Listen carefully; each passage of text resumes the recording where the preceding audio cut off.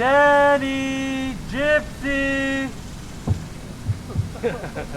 Hello everyone and welcome to the Giants of Savannah, habitat of your Dallas Zoo. My name is Randall and up here I have Tucker with me. We're two of the elephant zoologists here at the zoo. You're just in time for our 1:30 keeper check, so if you want to stick around for a few minutes and learn some fun facts about our elephants, feel free. Just a reminder to keep those masks on and try to keep 6 feet away between you and other groups so we can all socially distance here and be safe as cases are on the rise. So coming down here first, we have Javo. He is our 4-year-old. He just turned 4 in May. He is our youngest and smallest elephant at 4 years old and 2,800 pounds. Following right behind him is his mom, Malilo. Also following her is Congo.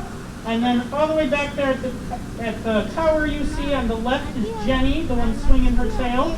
She is our oldest and largest elephant at 43 years old and 10,500 pounds.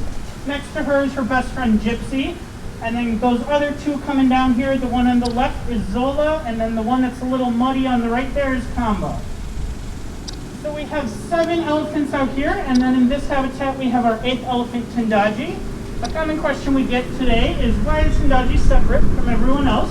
So he is about a 17-year-old male.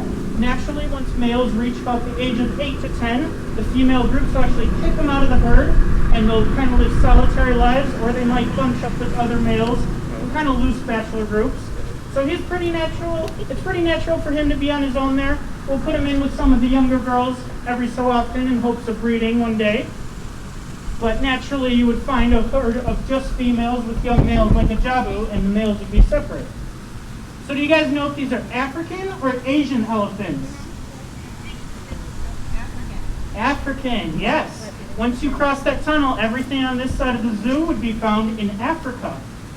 So these are African elephants, and a couple ways you can tell that they are different from the Asian species is if you look across their back, they have that nice dip in the back, whereas the Asian species, it's nice and rounded. Another way you can tell is if you look at those big old ears, they're bigger or about the same size as their actual head, whereas Asian elephants, their ears are a lot smaller. Those ears, if you kind of use your imagination, they kind of roughly resemble the shape of the continent of Africa, whereas in the Asian species, their ears kind of roughly represent the shape of the country of India. They'll use those big old ears on hot days to flap them. By flapping them, they're sending blood through the network of veins and arteries on the back of those ears, and it cools the blood and recirculates it into their body. On a hot day, just by flapping their ears, they can cool themselves up to 10 degrees. So it's a super efficient way to cool themselves down.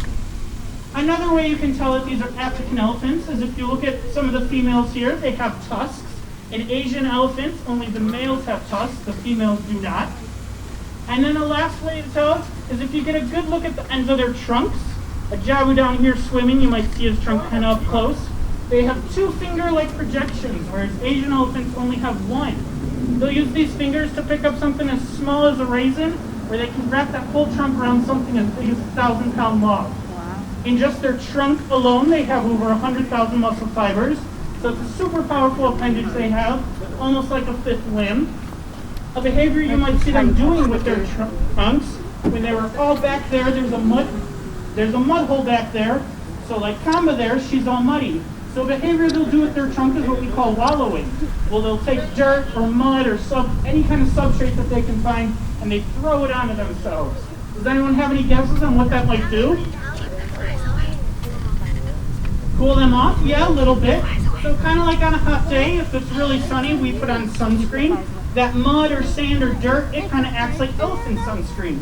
And it also kind of acts like a bug spray. So if the bugs are just biting the dirt, they can't get the elephant.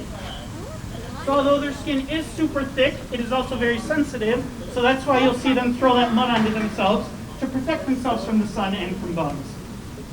So a full-grown elephant, like Jenny all the way back there, she can eat anywhere between 200 to 300 pounds of food per day. That's how much they eat. That's also how much they poop. If you do the math, that's what we like to call job security. Keeps us busy throughout the day. Do you guys have any guesses on what elephants eat? What do they eat? I heard someone say apples. Yeah, Tucker's throwing them apples. So we can treat them with produce as kind of a special reward, so fruits and vegetables. These guys are herbivores, meaning plant eaters. So they'll eat the grass throughout their habitat. They have hay hanging in those nets back there that you can see. The most important part of their diet, however, is what we call browse. So these guys are naturally browsers, meaning in the wild they would knock down trees or reach high up in the trees and rip down the leaves, rip the bark, eat the branches, eat the roots. So the most natural thing we can give them are those tree branches. So we actually go about twice a day throughout the city and collect branches that people leave on their curb. So if you guys are ever doing any kind of tree trimming, feel free to contact the zoo to make a donation so we can come and pick up your branches to feed the elephants. So they eat a whole lot. So how many teeth does an elephant have? Any guesses? Throw some numbers out there. 0? No, we're a little higher than 0. 40, a lot lower than 40. We're looking for a single digit. 8. 4, 8, right between there, 6. So they have 4 molars, each about the size of a brick. 2 on the top, 2 on the bottom of their mouth. They'll get 6 sets of these molars. So we get 2 sets, they actually get 6 sets of those teeth. And then they actually have 2 more teeth that are actually their tusks. Yes, those tusks are actually modified inside their teeth. To put that into your perspective, that's your 2 front teeth. Ours are on the inside of our mouth. Theirs are on the outside. So those tusks are super important for elephants. They'll use them to scrape the bark off the trees like I was talking about earlier. If they can get their head low enough, they can dig in the ground with those tusks to find water or food. And they also can use them to do what we call sparring, which is kind of like a play fighting between them.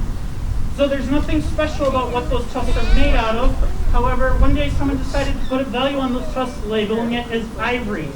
Today, because of the ivory poaching, we lose 96 elephants every day in the wild. 1 every 15 minutes is lost. Unfortunately, by the time I'm done talking to you, we'll have lost another one for nothing more than those 2 tusks on their face. We here at the zoo have a strong belief that the only thing that needs ivory is an elephant. So we strongly encourage you guys, if you're ever traveling abroad or even in this country and you find any souvenirs or trinkets that might be questionably made out of elephant ivory, we encourage you to just refuse them and buy something else for your travels. A lot of people don't even realize that America is the 2nd highest consumer of illegal animal products, including elephant ivory. A lot of people think it's a problem on the other side of the world, but it's right here at our own home. Oh, So you guys are doing your part just by being here at the zoo. A portion of every ticket sale goes towards animal conservation. So we thank you guys for being here.